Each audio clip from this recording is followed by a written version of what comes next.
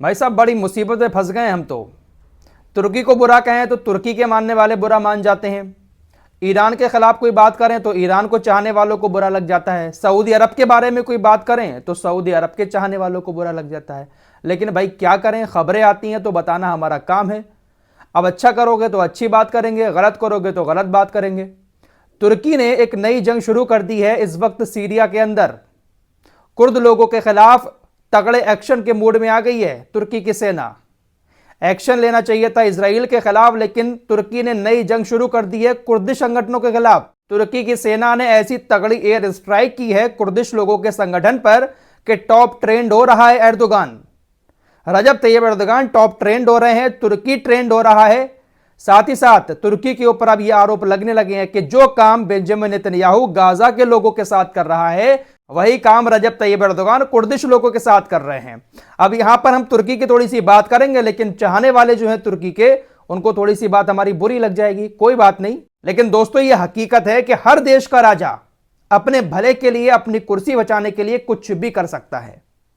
रजब Tayyip Erdogan की सेना ने कुर्दिश ठिकानों पर, जो कुर्दिशों का संगठन है केकेपी, उसके खिलाफ एक जंग शुरू कर दी है। लगातार एयर स्ट्राइक तुर्की की सेना कर रही है। तुर्की रक्षा मंत्रालय की तरफ से जानकारी दी गई है कि अब तक हमने 2 दिनों में तकरीबन 60 कुर्दिश संगठन के ठिकानों को निशाना बनाया है, पूरी तरह से तहस नहस कर दिया है और बहुत सारे लोग भी उसमें मारे गए हैं। वहीं कुर्दिश लोगों के संगठन ने भी जवाबी हमले किए हैं, जिसमें तकरीबन 18 से 20 सैनिक तुर्की के भी मारे गए हैं। 14 लोगों के मारे जाने की खबर मैंने आपको पहले ही दे दी थी। इराक के अंदर जो तुर्की की आर्मी का बेस बना हुआ था, वहां पर कुर्दिश संगठन ने भयानक हमला किया, जिसमें 14 लोग मर गए। कुर्द लोगों के बारे में जानकारी मैं आप लोगों को पहले दे चुका हूं। तुर्की के अंदर जो कुर्दिस्तान है वहां पर बहुत सारे कुर्द लोग रहते हैं। सीरिया की पहाड़ियों में भी रहते हैं, इराक की पहाड़ियों में भी रहते हैं, ईरान की पहाड़ियों में भी रहते हैं। इनका कोई अपना देश नहीं है, लेकिन इनकी आबादी काफी ज्यादा हो चुकी है। ये एक नए देश की मांग करते हैं।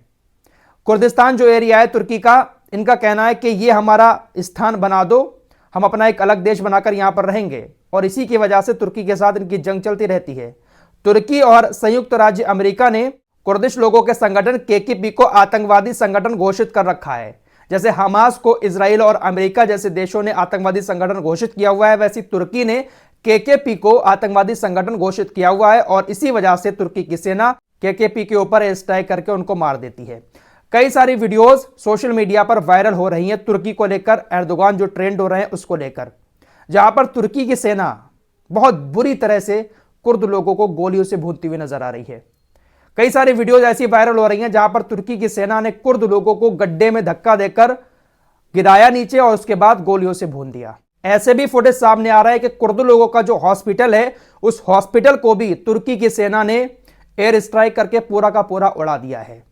सोशल मीडिया पर बवाल मचा हुआ है। लोग सवाल उठा रहे हैं तुर्की के राष्ट्रपति रजब तैयब एर्दोगान के ऊपर कि आप इजराइल को लेकर तो दिन रात चीख पुकार कर रहे हैं कि इजराइल बच्चों को मार रहा है, हॉस्पिटलों को नुकसान पहुंचा रहा है, कत्लेआम कर रहा है, और आपकी सेना क्या कर रही है। जी बिल्कुल, ऐसे वक्त में तुर्की ये जो कर रहा है, तुर्की के ऊपर उंगलियां तो उठेंगी ही। रजब तैयब एर्दोगान को ऐसे वक्त में केकेपी के साथ जंग नहीं छेड़नी चाहिए थी। कल शाम की वीडियो में ही मैंने आपको बताया था, रजब तैयब एर्दोगान ने नेतन्याहू को हिटलर बताया है। जो काम हिटलर ने किया वही काम नेतन्याहू गाजा के लोगों के साथ कर रहा है।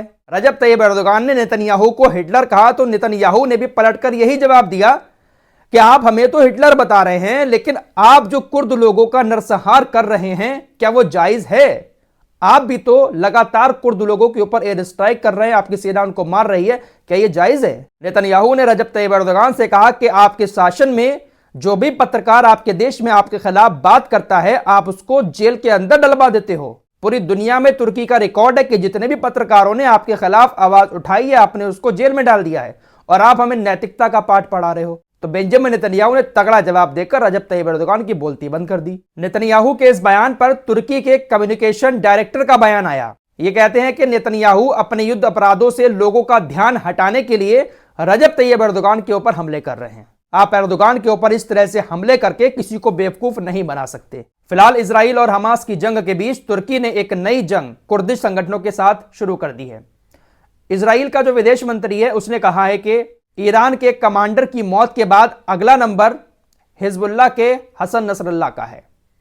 हमारे टारगेट पर अगला हसन नसरल्लाह है। जिस तरह से हमने ईरान के कमांडर को मारा, इसी तरह से एक दिन हसन नसरल्लाह को भी मार देंगे। वहीं नेतन्याहू ने सीरिया को एक बड़ी धमकी देते हुए कहा है कि हमारे पास ऐसे संकेत हैं कि सीरिया के ऊपर आने वाले कुछ दिनों में बहुत बड़े हमले हो सकते हैं।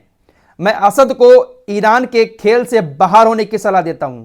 जो राष्ट्रपति हैं असद, उनको लेकर कहा है कि वो जल्द से जल्द ईरान से दूर हट जाएं, वरना बहुत बड़े हमले सीरिया के ऊपर आने वाले कुछ दिनों में हो सकते हैं।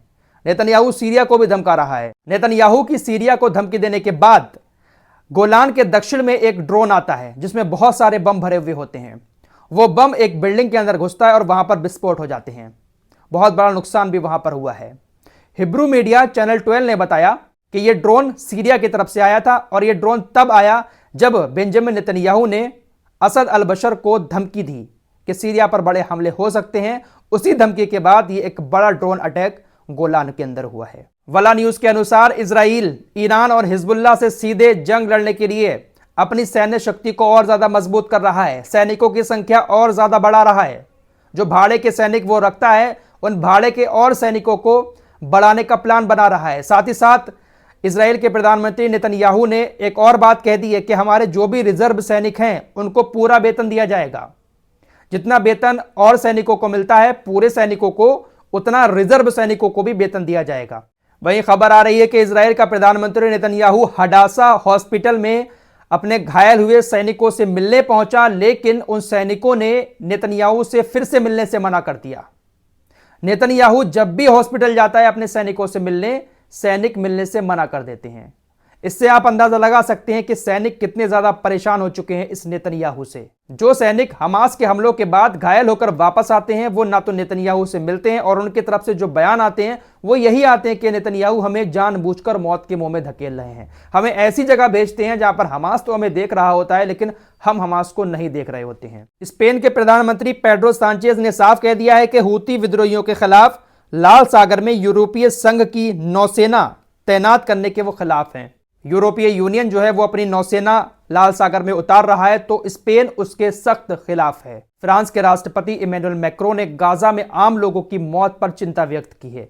हाल ही में कई सारे बयान इनकी तरफ से ऐसे आए हैं जहां पर उन्होंने परमानेंटली सीज फायर की भी मांग की है, साथ ही साथ इजराइल की कार्रवाई की निंदा भी की है। अरे निंदा से याद आ गई ओआईसी ने एक बार फिर से इजराइल के हमलों की निंदा की है। इजराइल ने जिन आम लोगों को बंधक बनाकर उनको मारा, जिनकी बॉडी 80 लोगों की कल इजराइल ने फिलिस्तीनी अथॉरिटी को दी थी, मैं आपको बता चुका हूं, उस बात की ओआईसी ने निंदा की है। निंदा। फिलहाल इस रिपोर्ट में इतना ही। मिलते हैं कुछ और खबरों के साथ, तब तक के लिए अपना ख्याल रखिए।